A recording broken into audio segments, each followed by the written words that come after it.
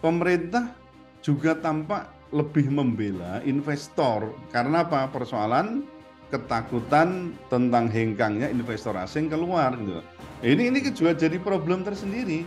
Sementara pemerintah sendiri, saya rasa atau melalui BUMN misalnya itu kurang mampu untuk mengolah sendiri sumber daya alamnya gitu loh Mas. Hmm. Jadi lah kok Ya. terkait dengan investor kita punya barang, kita punya tenaga Hmm. besar, kita punya ahli, kita punya BUMN. Kenapa enggak kita olah sendiri gitu loh?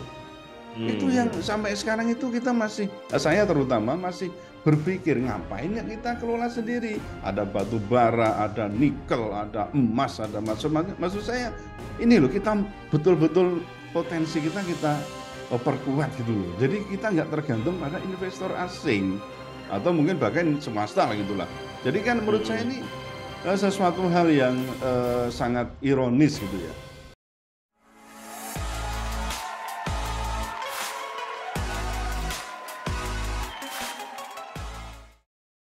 Assalamualaikum warahmatullahi wabarakatuh. Tuan dan Tuan, kembali lagi di segmen Tanya Profesor di satu-satunya channel yang radikal, ramah, terdidik, dan berakal. Channelnya Prof. Suteki. Dan seperti biasa di samping saya sudah hadir Profesor Suteki. Assalamualaikum. Waalaikumsalam warahmatullahi wabarakatuh. Alhamdulillah ya. Prof. Suteki, kita tuh memantau semua timeline di Hmm. Twitter ya, kemudian di pemberitaan-pemberitaan di Facebook ya. Ini terkait dengan kerusuhan Morowali, Prof. Jadi kan Hmm. mungkin udah ya, Prof ya, ngikutin ya. Ya. Jadi kerusuhan di Morowali ini menewaskan 3 pekerja industri dari PT Gunbuster Nickel Industry atau GNI. Ya, ini kemudian menjadi catatan merah sektor pertambangan dalam negeri. Nah, sebagaimana anggapan banyak orang, Prof, apakah benar ya kejadian ini dampak dari kebijakan pemerintah tentang pembiaran derasnya TKA khususnya dari Cina, Prof, dalam pandangan jenengan? Hmm. Ya, ini yang saya kira perlu kita cermati lebih dalam ya, karena skema investasi ya di Indonesia itu Ya, kan ada banyak macam. Ya, antara betul. lain kalau saya amati, kalau skema pilihannya itu adalah skema pilihan yang disebut dengan turnkey project, ya. Jadi Ya, oke. itu satu model investasi di mana investor itu bisa membawa apa saja. Maksud saya bisa membawa modal Hmm, itu pasti ya, betul, betul. kemudian juga nanti mendirikan Bekerja. perusahaan di sini dan sekaligus apa orangnya atau pekerjanya itu bisa dibawa dari negara asalnya gitu Mas. Ya, ya. Maka jika ada TKA Cina ramai-ramai ke Indonesia untuk bekerja di perusahaan yang didirikan oleh pengusaha Cina dengan model turnkey project itu ya itu wajar saja kita nggak bisa menolaknya. Hmm, Nah tentu mestinya dalam hal ini kan kemudian mereka pun harus tunduk ya pada hukum perusahaan, hukum ketenagakerjaan di Indonesia karena perusahaan ini berdiri di Indonesia dan mesti harus tunduk pada hukum Indonesia. Kita sebenarnya sudah hmm, punya peraturan presiden ya nomor 118 tahun 2020 ya belum lama lah ini.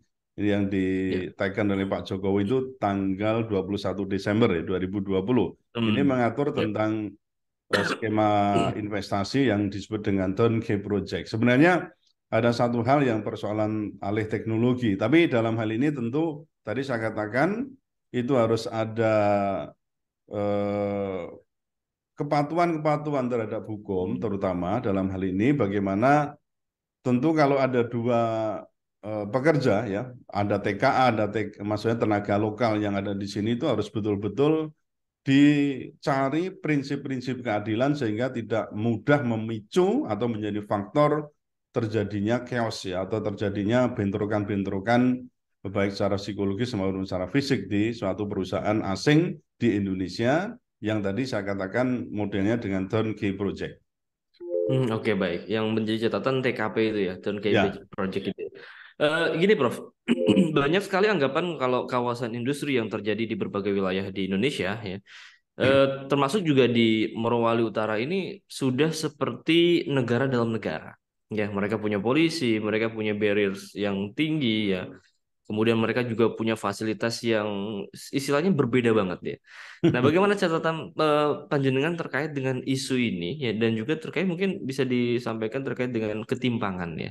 selain Ya. daripada isu seperti negara dalam negara, ya. Itu yang tadi saya katakan, kalau skemanya turnkey project, itu memang dimungkinkan di satu kawasan industri itu ya, PMA, Hmm. penanaman modal asing itu, karena pekerja dari sana juga banyak gitu ya, Udah. itu tentu kan butuh perlindungan khusus di sini kan, itu kan mereka tidak Hmm. mau kalau pekerja yang didatangkan itu keleleran lah gampangnya ya, atau tidak terlindungi di negeri tujuan itu. Nah di sini kan boleh aja dibangun namanya camp ya toh, camp pekerja, Hmm. hospital, atau mungkin fasilitas-fasilitas lainnya. Memang kalau dibiarkan begitu ya bisa saja itu menjadi negara dalam negara. Tetapi tadi saya ingatkan bahwa apapun ya PMA, penanaman modal asing atau pengusaha di sini dalam investor asing itu di Indonesia harus juga tunduk pada hukum Indonesia. Ini yang saya kira perlu ditegaskan ya. Pemerintah Hmm. setempat ya, provinsi, kabupaten ataupun juga dalam ini pusat itu tidak bisa memberikan privilege ya, atau keistimewaan-keistimewaan terhadap perusahaan ini. Jadi kita itu mestinya kan harus punya bargaining position gitu ya Mas ya. Betul. Harus punya posisi Kehormatan tawar juga, yang Bro. cukup karena kita punya modal namanya, Hmm. ya barangnya ada di sini, taruhlah nikel itu kan kita Betul. produsen ya, maksudnya tempat di mana kita bisa menghasilkan produksi nikel yang besar di Indonesia, di dunia itu. Jadi kita punya posisi tawar. Nah, kalau pemerintah tidak punya posisi tawar, akhirnya begini, bisa jadi suatu kawasan itu, dan itu wajar lah mereka memproteksi diri seolah menjadi wah kekuasaan Hmm. atau milik sendiri, itu sebenarnya wajar, itu naluri naluri pengusaha asing ya akan berusaha untuk apa namanya, menciptakan iklim yang sejuk ya untuk usaha Hmm. apapun dengan cara apapun, mungkin dengan model mereka sangat apa namanya, istilahnya itu diktator ya, atau dengan cara apapun yang mereka pertahankan, itu ingin diusahakan ada iklim usaha yang sejuk dan bukan situasi yang chaos, maunya begitu. Tapi begitu Hmm. pemerintah pekerja lokal itu kemudian timbul di situ rasa ketidakadilan, itu masih akan menjadi pemicu bagaimana Betul. kemudian timbul bentrokan-bentrokan itu, baik Segregasi. itu sengaja maupun tidak sengaja itu dilakukan.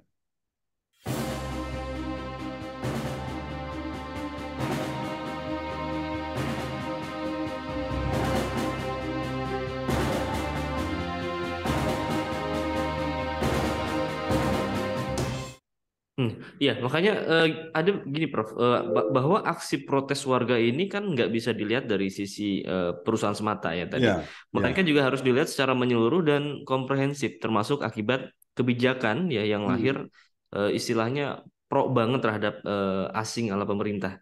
Hmm. Nah, jenengan setuju nggak dengan pernyataan tersebut? Bagaimana catatan jenengan terkait dengan Kalau kita kebijakan? lihat kronologinya ya, terjadinya bentrokan ini kan sebenarnya diawali dari pekerja kita ya, maksudnya TKI itu, bukan TKI, tenaga lokal Hmm. kita itu untuk mengajukan 8 tuntutan ya, tuntutan Ya. tentu untuk perbaikan nasib mereka ya, Pak, soal gaji, soal fasilitas, soal perbedaan gaji dan seterusnya itu, atau upah. Nah, dalam pemberitaan itu dari 8 tuntutan itu setelah dimediasi oleh Disnaker Trans ya, Hmm. itu setelah disetujui ada 7 tuntutan disetujui. Nah, tinggal 1 tuntutan yang belum disetujui oleh pihak perusahaan, dan setahu saya masih dalam proses untuk dibicarakan dengan pihak Disnaker Trans itu. Nah, Hmm. saya sendiri meyakini begini ya Mas, di dunia manapun ya, namanya kebijakan perusahaan itu kan pasti membela atau lebih memihak pada investor kan, itu kan, itu pasti, Betul. itu tadi Hmm. nalurinya Hmm. begitu, itu hukum Iya, iya. hukum besinya begitu. Nah, pekerja itu sering kali dianggap sebagai hanya sebagai faktor produksi gitu loh. Iya. Nah, faktor produksi karena apa ya, mereka tidak punya namanya saham apapun di perusahaan itu. Sebenarnya kan kalau kita Hmm. lihat konsep yang lebih manusiawi dan sosial gitu ya, itu ada konsep kepemilikan saham bersama yang disebut dengan ESOP namanya, Hmm. Employee Stock Ownership Program. Nah, ini sebenarnya artinya pekerja itu sebenarnya meskipun sedikit atau mungkin lewat inilah, lewat organisasi pekerjanya atau apa, itu sebenarnya bisa memiliki saham bersama di perusahaan itu. Sehingga nanti kan perlakuan pada perusahaan, pada pekerja itu tidak bisa semena-mena, tetap akan mengutamakan prinsip keadilan karena apa? Mereka sekaligus adalah pemilik juga dari perusahaan itu ya sebesar apapun lah saham yang dimiliki itu. Nah, itu mestinya prinsipnya begitu, tapi ini masih jarang sekali nih prinsip ESOP ini. Kemudian di sisi lain, pemerintah juga tampak lebih membela investor karena apa? Persoalan ketakutan tentang hengkangnya investor asing keluar gitu. Ini juga jadi problem tersendiri. Sementara pemerintah sendiri, saya rasa atau melalui BUMN misalnya itu kurang mampu untuk mengolah sendiri sumber daya alamnya gitu loh Mas. Hmm. Jadi lah kok Ya. terkait dengan investor kita punya barang, kita punya tenaga besar, Hmm. kita punya ahli, kita punya BUMN, kenapa enggak kita olah sendiri gitu loh. Itu yang Hmm. sampai sekarang itu kita masih, saya terutama masih berpikir ngapain nggak kita kelola sendiri. Ada batu bara, ada nikel, ada emas, ada macam-macam. Maksud saya ini loh kita betul-betul potensi kita perkuat gitu loh. Jadi kita nggak tergantung pada investor asing atau mungkin bahkan swasta lah gitulah. Jadi kan menurut saya ini Hmm. sesuatu hal yang sangat ironis gitu ya.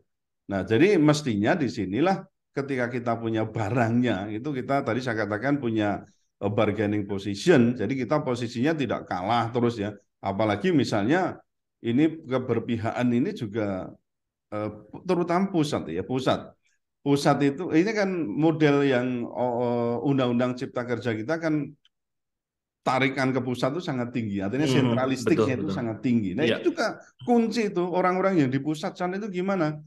Ya, jadi Hmm. kementeriannya bagaimana? Ini yang harus turun tangan segera untuk bagaimana menyelesaikan perkara-perkara soal investasi asing ini. Jadi saya memang juga berpendapat bahwa Undang-Undang Cipta Kerja kita itu dinilai lebih pro investor ya daripada bekerja, sehingga sampai sekarang ini kan kaum pekerja atau kaum buruh itu menuntut loh Mas agar Iya, iya. undang-undang ini dicabut yang kemarin sudah Iya. menjadi Perpu ya, Betul, betul. peraturan pemerintah pengganti undang-undang. Ganti undang-undang. Ya, Prof, seberapa perlu ya melakukan investigasi dan juga audit ini terkait dengan regulasi yang ada maupun pelaksanaan dari regulasi yang ada, Ya, saya karena kira saat berkaitan. betul. Ini investigasi dan juga audit itu satu hal yang menurut saya wajib ya. Wajib Hmm. untuk memastikan dalam hal apa saja yang di situ ada cacat ya, ada boroknya program investasi asing khususnya itu. Hmm. Jadi investigasi dan audit penanaman modal asing dan juga sebenarnya termasuk PMDN lah ya, penanaman Ya. modal dalam negeri itu harus segera dilakukan secara transparan, akuntabel dan harus tetap mengutamakan kepentingan nasional daripada Hmm. kepentingan Cina atau investor lain gitulah ya. Ya, Nah, ya. model investasi turnkey project itu harus dievaluasi lagi. Memang ya tampaknya semua serba enak ya menggantungkan Hmm. pokoknya luar negeri itu kan perusahaan luar negeri yang berdiri di Indonesia kan itu kan dengan Ya, ya. membawa segala sesuatunya termasuk pekerja itu bisa gampangnya bedol desa kok itu itu di sini. Nah, padahal Anda tahu sendiri cara yang paling gampang menguasai suatu wilayah itu ya Hmm. dengan cara ya pendudukan itu dengan cara apa? Mendatangkan orang yang sebanyak-banyaknya dari negeri asalnya. Kalau itu tidak Berbahaya juga dibatasi, ya kalau di sisi ini ya. ya kalau nggak Cukup dibatasi berbahaya. itu wilayah langsung terkooptasi loh Mas. Diduduki itu gampang itu, ya kan? Hmm.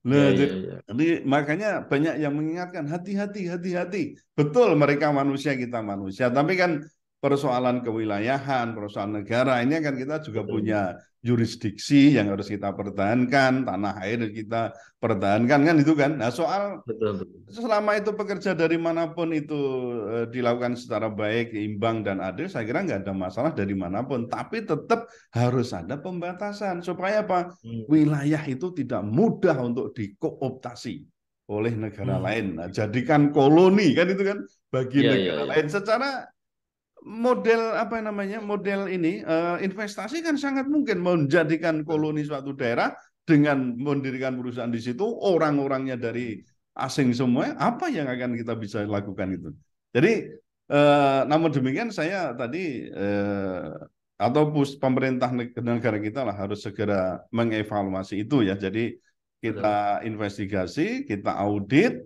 dan dalam hal ini kita harus tetap menekankan bahwa mereka yang dari asing itu harus tunduk pada hukum perusahaan dan ketenagakerjaan atau hukum-hukum yang lain di Indonesia agar apa? Tidak ada negara di dalam negara. Oke, baik. Menarik, menarik, menarik. Jelas ya, Prof. Ya. Luar biasa ya. Terima kasih Prof. Suteki. Terima kasih juga Puan dan Tuan yang sudah menonton sampai di sesi pertanyaan terakhir ya terkait dengan kerusuhan di Morowali yang menewaskan 3 pekerja. Catatan penting tadi bagus rekomendasi Prof. Suteki termasuk juga bagaimana mengatasi tidak adanya negara dalam negara itu dengan penegakan ketegasan penegakan hukum ya Prof. Ya, Ya. betul.